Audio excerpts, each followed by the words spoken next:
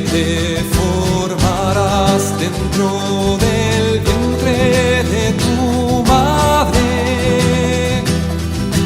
Antes que tú nacieras te conocía y te consagré para ser mi profeta en las naciones. Yo te escogí, irás donde te envíe, lo que te mande proclamarás. Tengo que gritar, tengo que arriesgar, ay de mí si no lo hago. ¿Cómo escapar de ti? ¿Cómo no hablar si tu voz me quema dentro? Tengo que andar, tengo que luchar, ay de mí si no lo hago. ¿Cómo escapar de ti? ¿Cómo no hablar si tu voz me quema dentro? No temas arriesgarte, porque contigo yo estaré. No temas anunciarme, porque en tu boca yo hablaré.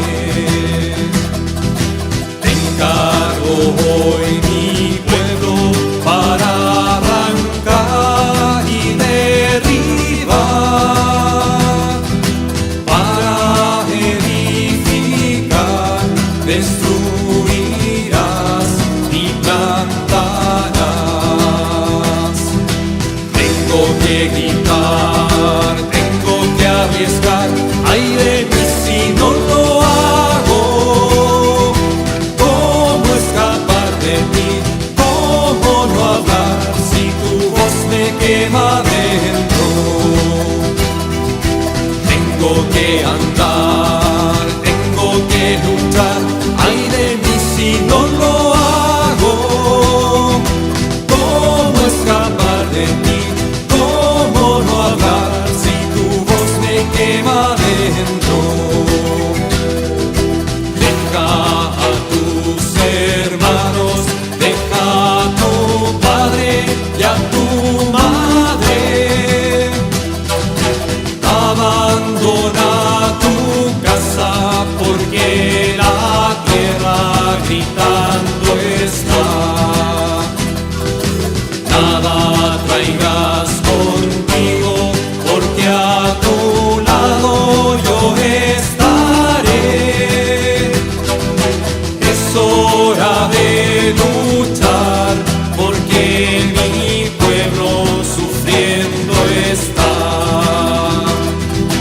Tengo que gritar, tengo que arriesgar, ay de mí si no lo hago. ¿Cómo escapar de ti? ¿Cómo no hablar si tu voz me quema dentro? Tengo que andar, tengo que luchar, ay de mí si no lo hago. ¿Cómo escapar de ti?